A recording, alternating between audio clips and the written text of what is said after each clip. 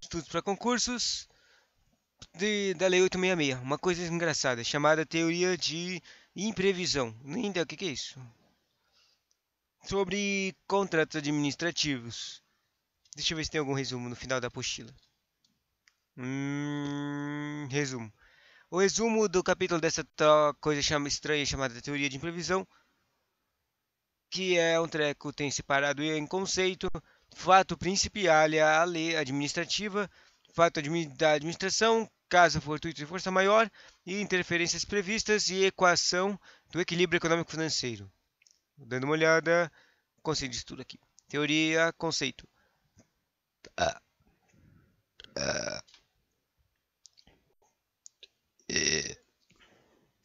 Situação imprevisíveis e supervenientes à apresentação das propostas ou à assinatura do contrato estranhas à vontade, partes delas desconhecidas de natureza extraordinária e extracontratual.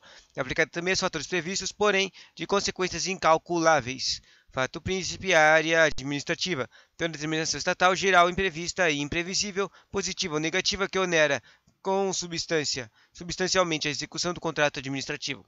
Fato da administração relaciona-se diretamente com o contrato, é ato individual com o destinatário certo, tratando-se de uma determinação de estatal específica. Caso fortuito e força maior, caso fortuito é o evento da natureza inevitável e imprevisível gerador de impossibilidade total de regular uma execução de um contrato, e a força maior é um evento humano que, por imprevisível e inevitável, cria a impossibilidade material de regular a execução do contrato. Isso aqui não está ao contrário, não?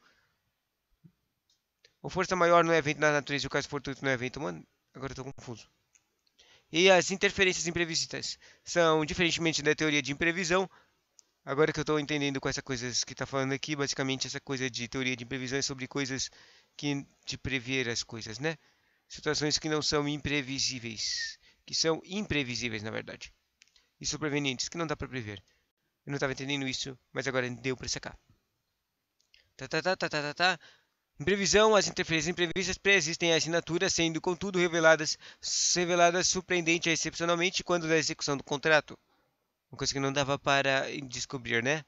E, por fim, a equação de equilíbrio econômico-financeiro. Isso aqui é o mais simples. Que é, por exemplo, os caras vão lá e tentam fazer o contrato, só que quando chega no parte final numa parte do contrato, tipo, o contrato já está 2 meses, estão executando, só que daí acabou que tendo os gastos do contrato elevaram demais. Não eram compatíveis o contrato com o que estava sendo executado, né? Daí essa equação de equilíbrio, para aumentar o contrato, tem que aumentar o valor também. Relação de igualdade formada, de um lado, pelas obrigações assumidas pelo contratante na montante do ajuste e, de outro lado, pela compensação econômica que lhe corresponderá. Repactuação é o processo de negociação com a revisão contratual de forma a garantir a manutenção de equilíbrio econômico-financeiro do contrato em face da variação de custos contratuais dos serviços continuados devendo estar previstos no instrumento convocatório. O reajuste é outro método de equilíbrio é outro meio de equilíbrio financeiro, que é o processo de alteração do valor ao de alteração do valor ser pago em função da variação do valor que determinava a composição do preço, visa a manutenção dos valores contratuais em face de elevação normalmente ocorrida nos custos reais da produção, cláusula necessária do contrato. Basicamente aquela coisa que eu dei o exemplo. E o último método de equilíbrio econômico é a revisão, que é a gerada em razão de ocorrência de fatos supervenientes e a apresentação das propostas e não há necessidade de previsão, né? Agora vamos ler o conteúdo da apostila mesmo. No começo da apostila tem um conceito, depois tem os fatos do princípio, a lei administrativa, depois tem o fato da administração, depois tem o caso fortuito e força maior, depois tem interferências imprevistas, depois tem a equação de equilíbrio econômico-financeiro, depois tem a repactuação, reajuste e revisão, com uma explicação de cada uma, né? Basicamente tudo que a gente leu no resumão. Vamos lá. Conceito. A teoria da imprevisão refere-se a uma situação imprevisíveis e supervenientes à apresentação de propostas estranhas à vontade das partes, delas desconhecidas, de natureza extraordinária, extracontratual, logo inevitáveis, e que provocam forte forte e insuportável desequilíbrio da equação econômico-financeira. É conhecida ainda a aplicação da teoria da imprevisão para fatos imprevisíveis, porém de consequências incalculáveis. As consequências que não são incalculáveis. Interessante. Daí, é bem verdade que o contrato administrativo é lei entre as partes. É lei entre as partes. E deve ser cumprido obrigatoriamente pacta sunt servanda. Porém, tão somente se as condições inicialmente estabelecidas permanecerem constantes do início ao término do ajuste. Caso contrário, aplicar-se-á a cláusula rebus in stabilis, que é enquanto as coisas estão assim, o qual, de certa forma, reduz a obrigatoriedade de que o contrato administrativo deva ser cumprido a qualquer custo, garantindo, por conseguinte, que o contrato seja alterado do mesmo ao mesmo desfeito e, em alguns casos, sem ônus para as partes. O autor Nelson Zunino Zeneto assim define a cláusula rebus in stabilis. Situação doutrinária, cláusula... Não vou ler situação doutrinária, não. Em síntese, pode ser citados os seguintes requisitos para o estabelecimento do equilíbrio econômico-financeiro do contrato, desde que o fato levar a um dito restabelecimento seja por 4 situações.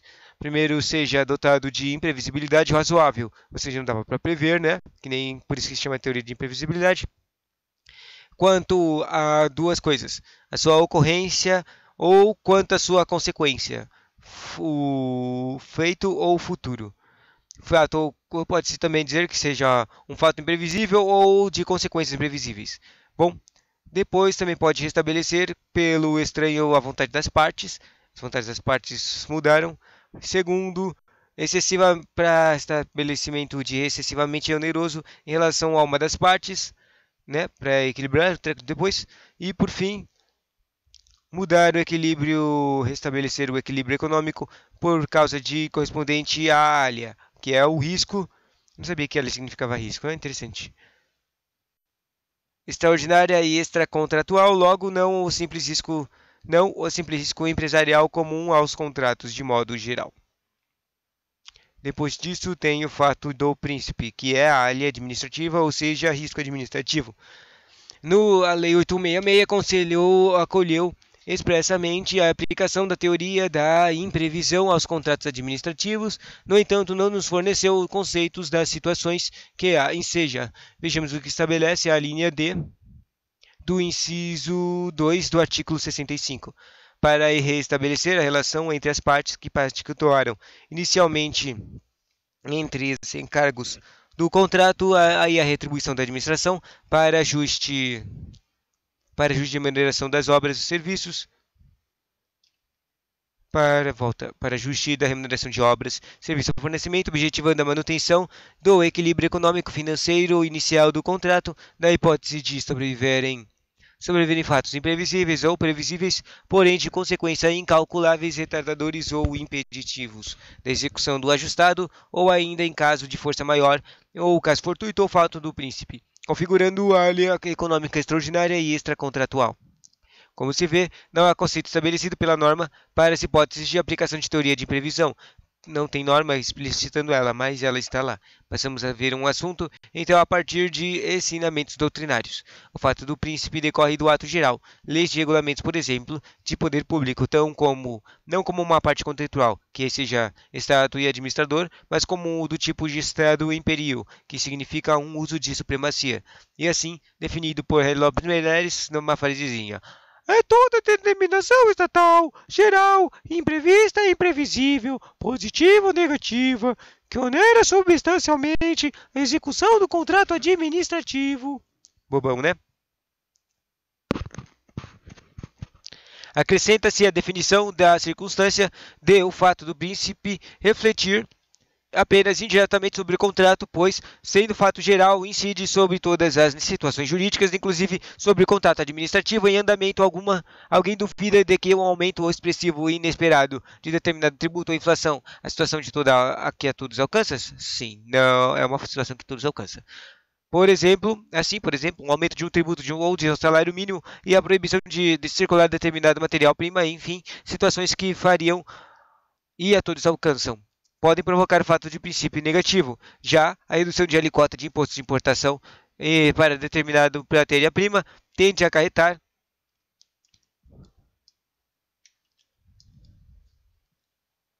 tende a acarretar o fato do princípio positivo. Tanto o fato negativo, pior que a piora da situação, né? E o fato positivo, que é um favorecimento direto do incremento de lucros, devem ser extraordinários a ponto de exigirem um tipo de reequilíbrio econômico-financeiro ou impedir a execução da própria avença.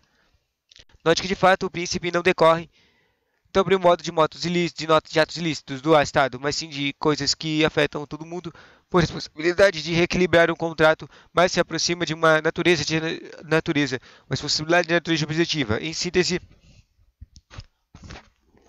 aquele aplicável independentemente de dolo ou culpa. Nota. Não vou ler a nota, não. A próxima carinha dessa coisa de impossível previsão, imprevisão, é sobre o fato da administração.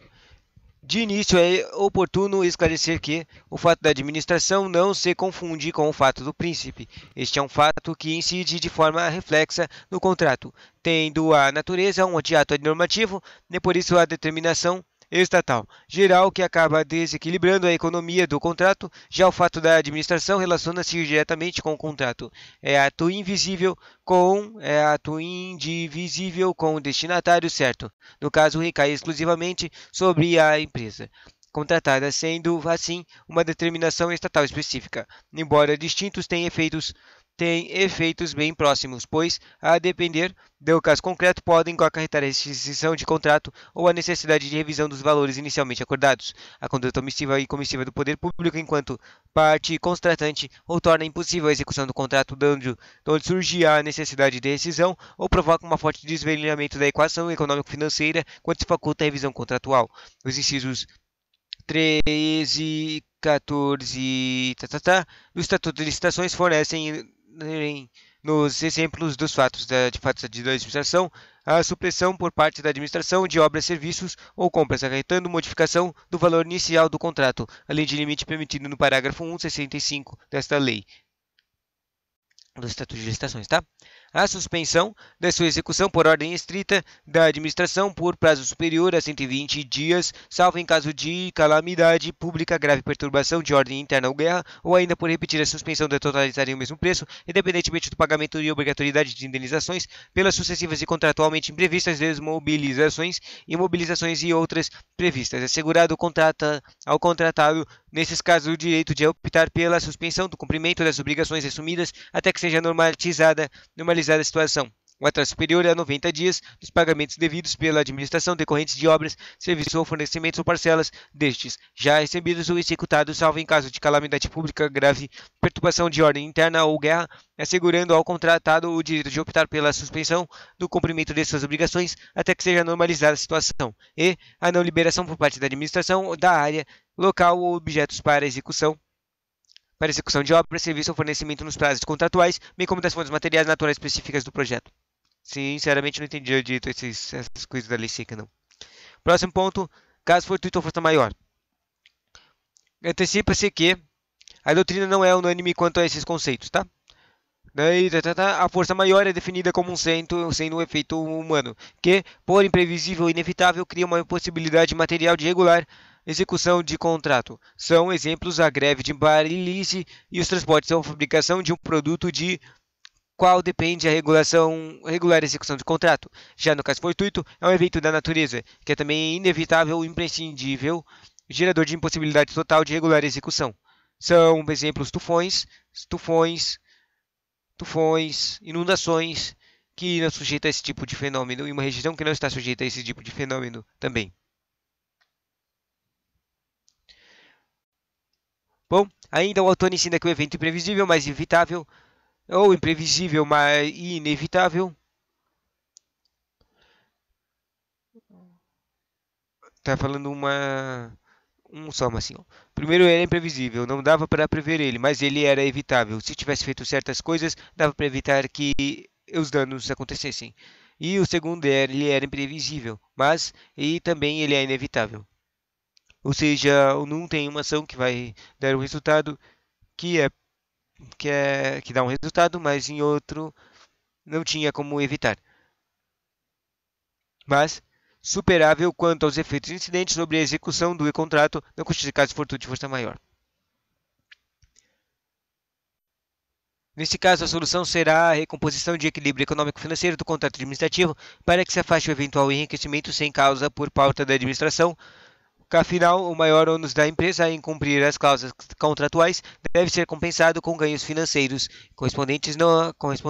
E não viabiliza a revisão do contrato, a solução será a rescisão administrativa do contrato por parte do Estado, por inexecução sem culpa das partes, liberando-se as sem qualquer obrigações. E as interferências imprevistas, agora próximo sobre interferências imprevistas, que são destacar os tributos, né, que falou.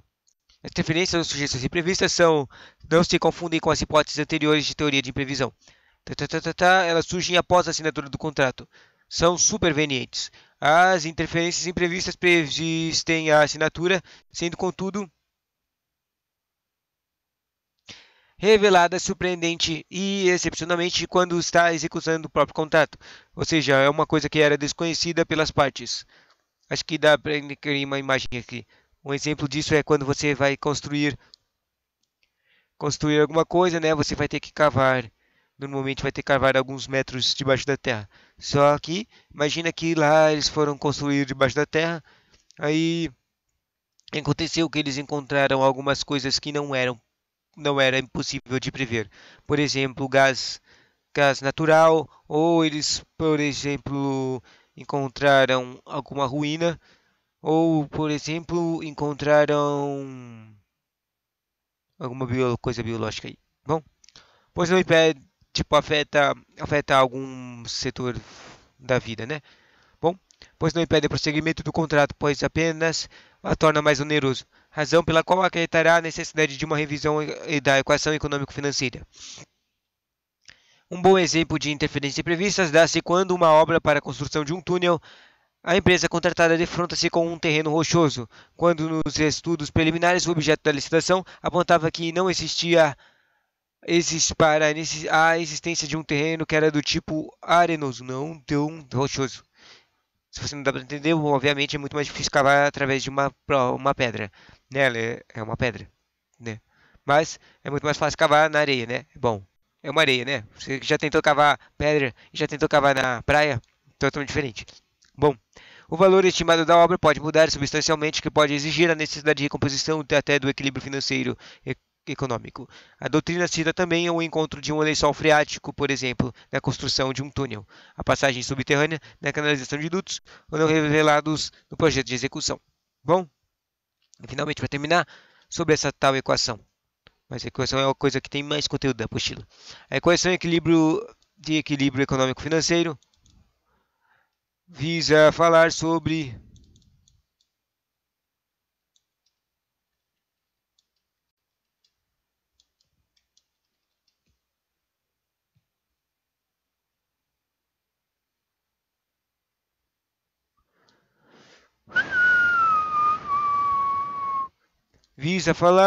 o quê?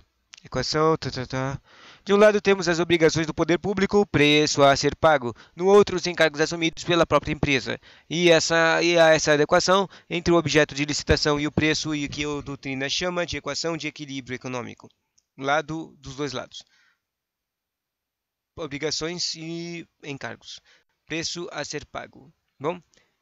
Então, um cara de Mello aí, que aparece toda hora, falando: o equilíbrio econômico-financeiro ou a equação econômico-financeira é a relação de igualdade formada, de um lado, pelas obrigações assumidas pelo contratante no momento do ajuste e, de outro lado, pela compensação econômica que lhe corresponderá.